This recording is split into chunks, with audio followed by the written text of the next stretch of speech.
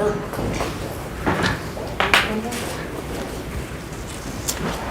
We're still waiting for Commissioner Shivakula, so I'm going to give it a couple minutes, but I just want to make a few comments. You'll notice, first of all, to everyone, not only here in this room, but those who are live streaming us, Happy New Year to everyone. I wish you all a peaceful and healthy 2022, and the 2020s are proving to be a challenge so far, but hopefully 2022 is going to be a better situation as we move along. However, due to the increase in cases of this new variant, only those people who are presenting to the board today are in this room. And a lot of the state is back on a hybrid schedule and until the end of this month. So it's almost a day-to-day proposition, not knowing what direction this virus is going to take or is taking, and it's certainly not taking a direction that is favorable to any of us. So again, I just want to encourage folks who have not been vaccinated or gotten their booster or anything of that sort to give serious consideration to doing that. It not only helps you, but it helps your community, our collective community, and so on. I had an experience over the holidays. I was getting on a plane, and I had one of these real, are they called N95? Mm-hmm. All right, and it has this, like Bob has, some kind of ventilator, right? So I'm walking through where the person scans your boarding pass, and she looks at me and says, "You can't get on the plane." I said, "Why?" She said, "Because you have this ventilator thing here. Mm-hmm. You have to put another mask on." Well, which she gave me. They had masks. So, I mean, it wasn't the fact that I had to run back to the baggage area and get my bag or so. But and I said very politely to her, I said, this particular one I had rubber around it. So it was adhering really well to my face. I mean, there was no space. And I said, "Miss, I'm having trouble breathing with this thing on, and you want me to put another one on?" And but that was it, and I had to do that. So when I got on the plane, I took the N95 one off and put that other one on so that I could at least breathe, because I always feel that that's important to do. And so on. So but we're still in a situation where we have to have those precautions and so on. So it's an interesting. We should do Bob back to TSA. But you have to take your mask down to show your face when you go through anyway. Well, that's true. That's true. Hold your breath. So Yeah. breathe in. Plain food. You know, I mean, I can only hold my breath so long, you know, and Well, then you start turning blue. you can get these things that you put inside the mask. It's got like a little shelf, so if you're wearing glasses, it Yeah. helps you from not fogging up. But then you just string the other mask through it, and it makes a tight seal on your face. And you're not breathing those particles of the thing directly in, you know, Yeah. the fibers of the mask. That's what I start thinking. Well, those masks don't bother me. Yeah. It was that other one with the rubber around. I mean, there was no air getting in there at all. And I guess that's the purpose. But by the same token, you still have to be able to breathe. And I assume Commissioner Shivakula was notified like everyone else, correct? All right, I'm going to have to start the meeting because we have a conference call with New York, New Jersey, and the a federal official on offshore wind at 10 o'clock. So we have to go through this, and that's the reason why, and I thank everyone for altering their schedules. It's the reason why we moved the meeting to 9 o'clock, knowing that it was not a long agenda, but certainly one. So I'm going to officially call the meeting to order, and if you would stand for the salute to the flag. I pledge allegiance to the flag of the United States of America and to the republic for which it stands, one nation, under God, indivisible, with liberty and justice for all. Thank you. Public notice, please, Ada. Thank you, Mr. President, and good morning, Commissioners. Adequate public notice has been given pursuant to the Open Public Meetings Act. Notice has been posted at the board's office and website, emailed to the Department of State, and to newspapers for broad circulation within the state. Roll call, please. Commissioner Holden? Here. Commissioner Solomon? Here. Commissioner Gordon? Here. President Fiordaliso. Here. And our next meeting, Ada? Our next regular board meeting will be live streamed via YouTube on Wednesday, January 26, 2022 at 10 a.m. Thank you.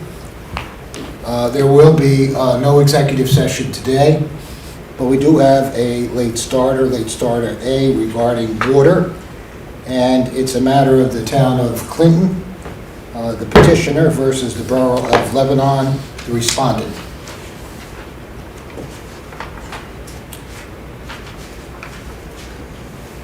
We have a few of our colleagues who are retiring or who have retired effective January 1.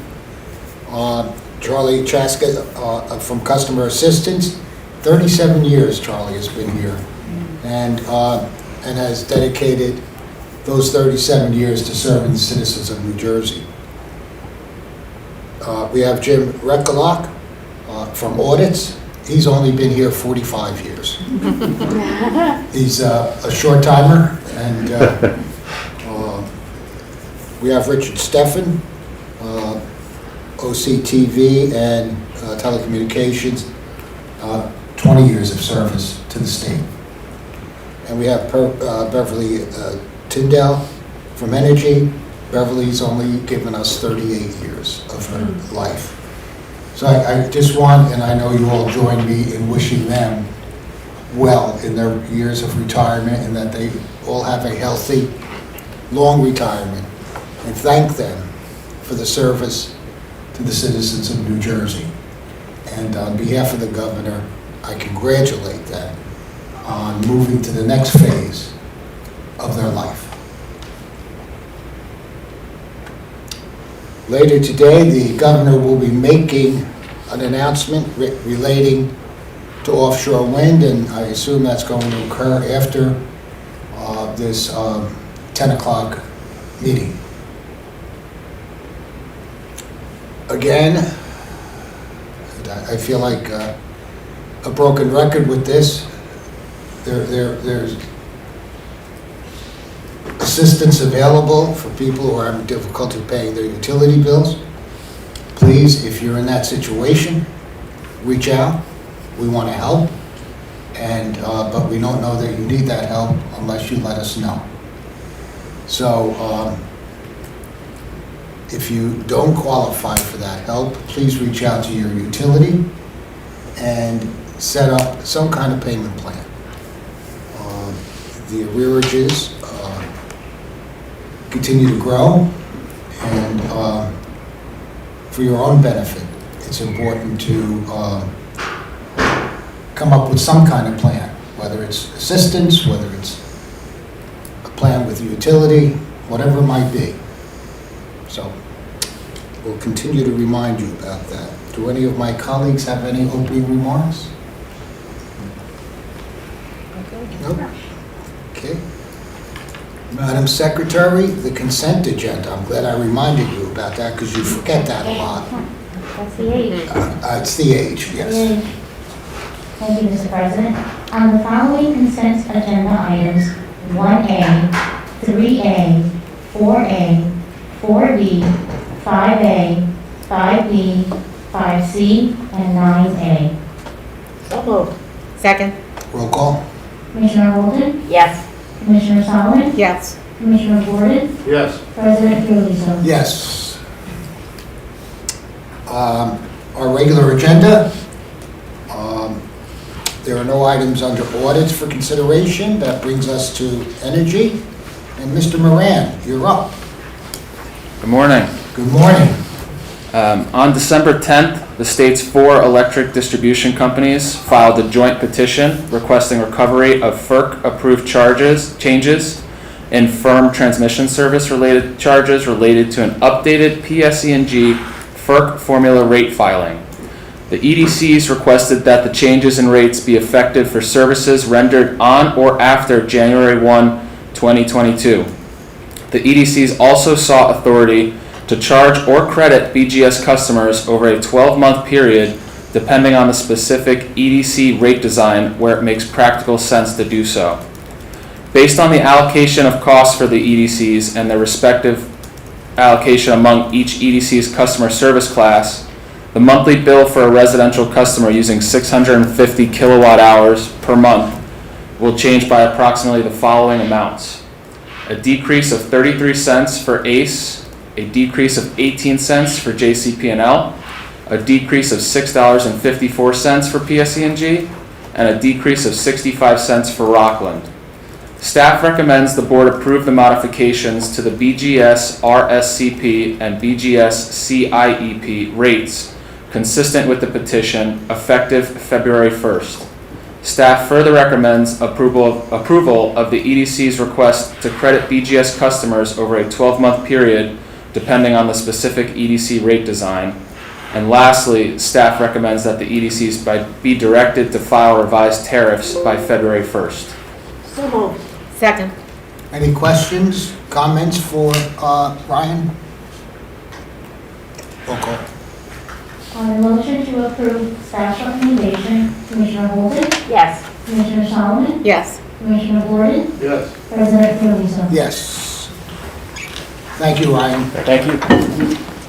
There are no items under cable TV and no items under telecommunication for consideration. Michael, that brings us to water and New Jersey American Water specifically.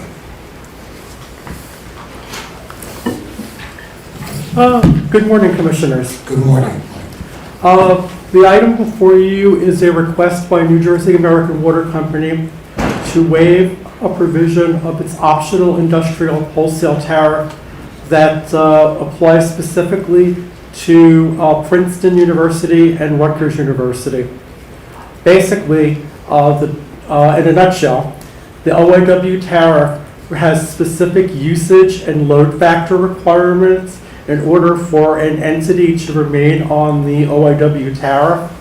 Princeton and Rutgers, in response to the public health emergency, shifted to online learning. And as a result of online learning, their usage decreased and their load factor increased, making them no longer eligible for the OIW tariff. Once the entity is not eligible for the OIW tariff, they have to be billed under general metered rates, which is a provision of the tariff. And by shifting them to the OIW, to the general metered rate, their bills will increase by approximately 82%. So New Jersey American requested that the board grant a temporary waiver of the OIW tariff specifically for Rutgers and Princeton so that they can avoid an 82% bill increase, and because their usage and load factor shifts was caused by the ongoing pandemic, staff recommends that the board grant the waiver. So moved. Second? Questions, comments? Question. Yeah, Bob. A question just occurred to me. I can't believe that Princeton and is it Rutgers are the only institutions that experience something like this. I'm wondering whether there are other nonprofits in the state that are, confronted with this problem, and whether others should get some kind of relief. The OIW tariff has specific usage provisions and load factor requirements for an entity to qualify for it, and no additional entities can be eligible for the OIW tariff. The entities that are on it are grandfathered. No other entity could join it. So it's a very small pool of entities that qualify for the OIW tariff. Okay, stand corrected. Any other questions or comments? Roll call. On the motion to approve staff recommendation, Commissioner Walden, Yes. Commissioner Solomon, Yes. Commissioner Gordon, Yes. President Fiordaliso. Yes. Thank you, Mike. Thank We'll you. see you later. No items under reliability and security, no items under customer assistance. That brings us to clean energy, and Dustin, I think you're up.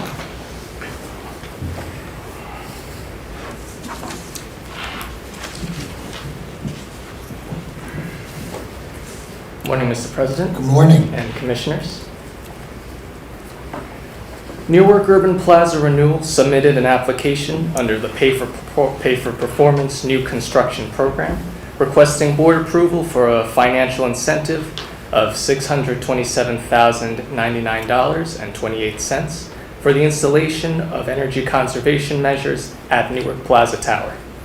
If approved, this application would cover the installation of packaged terminal heat pumps in apartments and amenity spaces, energy recovery ventilation in hallways and bathroom exhaust, interior LED lighting, occupancy lighting controls throughout, Energy Star washers, dryers, dishwashers, and refrigerators in apartments, improved wall insulation, high-efficiency windows and glass doors, high-efficiency condensing boilers and hot water heaters, low-flow shower and faucet fixtures in apartments, and high-efficiency elevator motors.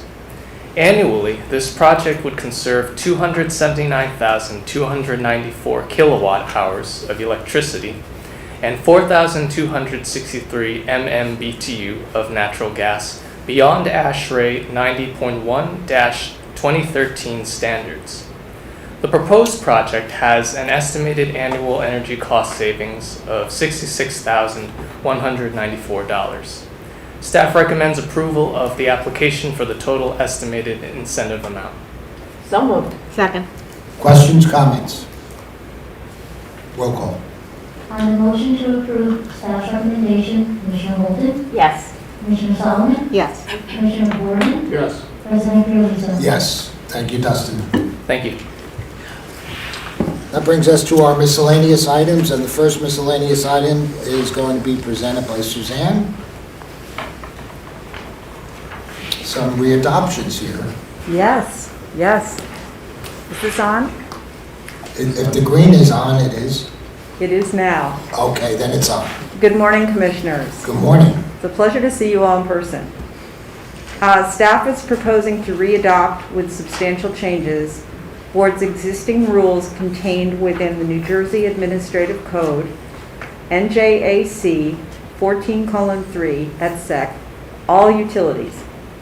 These rules provide basic requirements for all utilities regulated by the Board, including water, wastewater, electric, gas, and telephone utilities in such areas as the construction of utility facilities, the discontinuance and restoration of service, utility billing, and meter testing.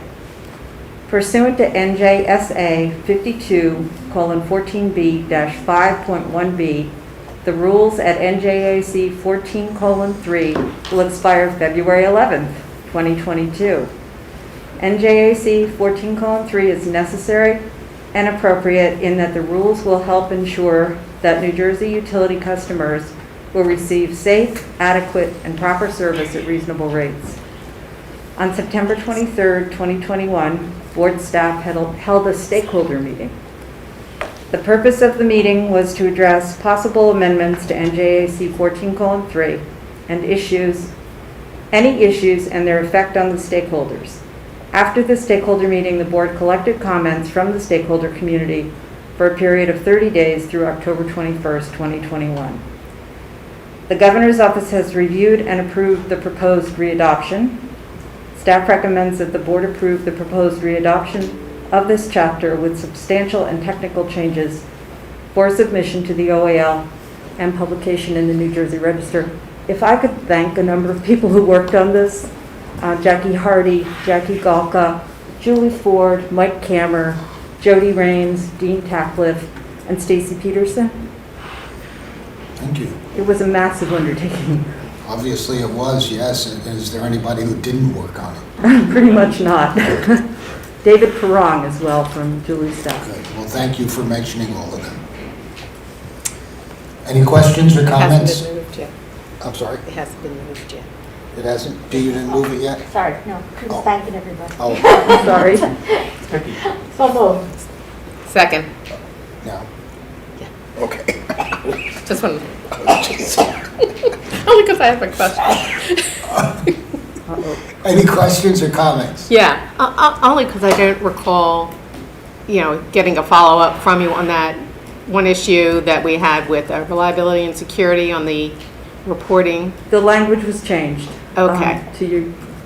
as you Indicate would- the changes yes. that we, okay, fine. Thank you. Any other questions, comments? Roll call. On the motion to approve staff's recommendation, Commissioner Holden, Yes. Commissioner Solomon, Yes. Commissioner Gordon, Yes. President Fiordaliso. Yes. Thank you, Suzanne. Thank you. Thanks, Suzanne. And then we have miscellaneous 9B. Back to the Bill of Rights here. Bob? Julie? Here I am. Good morning. Bob, Julie. Good morning. On December 15th, the board issued an order updating the revised Bill of Rights, which removed executive order protections that expired on December 31st, 2021. On December 21st, 2021, the governor signed legislation extending the shut-off grace period for water and sewer utility customers from December 31st to March 15th, 2022.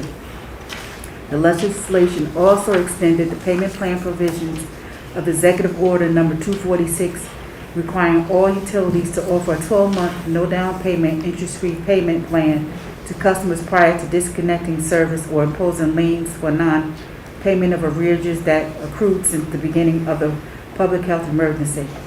The legislation further required the Department of Community Affairs to establish a winter termination program for water, sewer, and electric municipal utilities customers. Additionally, the BPU is now required to include water and sewer public utilities into its existing WTP to take effect for the 2022 through 2023 winter season. In light of the recent legislation and to ensure that water and sewer utility customers are similarly situated to their gas and electric utility counterparts, as well as in response to the comments received, staff recommends that revisions be made to the updated Bill of Rights of December 15, 2021 to reflect the extension of the utility shut-off grace period and the inclusion of water and sewer utility customers into BPU's WTP starting with this winter heating season and in conformity with the new law. Additionally, because the board's agenda date of January 12th, which is today, is after the effective date of January 1st of the revised updated Bill of Rights, staff recommends the board direct the utilities within its jurisdiction to apply the applicable renewed executive order protections retroactively to all affected utility customers to include reconnection or initiation of appropriate payment plans under the conditions set out in the governor's extension of Executive Order 246 and as reflected in the revised updated Bill of Rights, which will be issued today. Staff recommends that the board approve the revisions to the updated Bill of Rights with a retroactive effective date of January 1st. The revisions are to provisions 3, 5, 10, 11, 12, and 18, which are in your agenda packet. Staff further recommends that the board require that all gas, electric, water, and telecommunications companies under its jurisdiction comply with the following. Provide all current residential customers by paper or electronic mail with a copy of the revised Bill of Rights in the next billing cycle and on a monthly basis for 18 months pursuant to Executive Order 103 in a form and manner that would maximize receipt by the customers. Provide all new customers with a copy of the revised updated Bill of Rights upon initiation of service. And pursuant to the May 2021 legislation, the Bill of Rights shall be provided in a language other than English in those areas where 10% of the community speaks another language. In addition, the printed format shall include the translated version, and the electronic format shall include a link to the translated version. In addition, the revised updated Bill of Rights must also be prominently displayed on the utility company's website if applicable. The notice requirement pertains to all gas, electric, water, and incumbent local exchange telephone public utilities within the jurisdiction of the board. The utility shall report in detail their compliance with the notice requirements set out in this order by February 11, 2022. Staff recommends approving the updated Bill of Rights. So moved. Second. Questions, comments? Roll call. On the motion to approve staff's recommendation, Commissioner Walden, Yes. Commissioner Solomon, Yes. Commissioner Chivukula, my apologies, Commissioner Gordon, President Fairley. Yes. He's saying yes somewhere. Thank you, Julie. Thank you. And we're back to you, Mike, for late starter A. Or Michael is presenting, I'm sorry. Welcome back. Thank you very much. Pleasure to be before the board again. I am pinch hitting today, as you can see. And late starter, I believe this is A.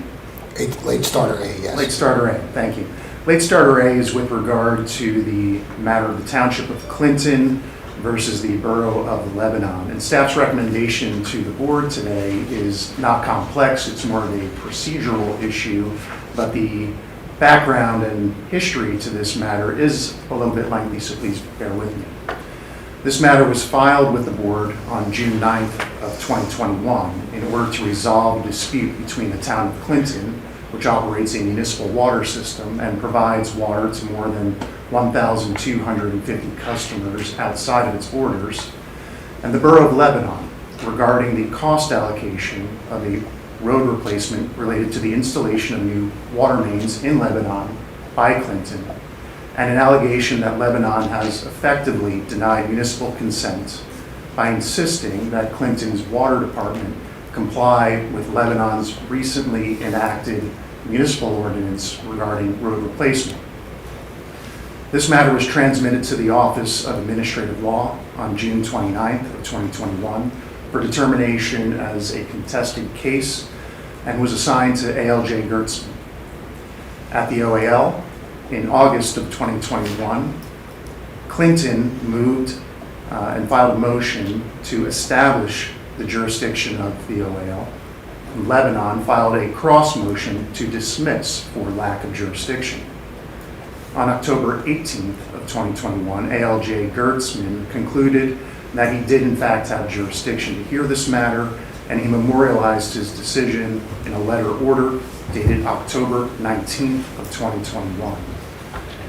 Immediately thereafter, the next day, on October 22 of 2021, Lebanon filed a motion for interlocutory review with the board, claiming that the ALJ had erred in his determination that the board has jurisdiction, and stating in effect that what Clinton was trying to do was invalidate its municipal ordinance, and that claiming that that matter should be adjudicated in the Superior Court rather than before the board or the OAL.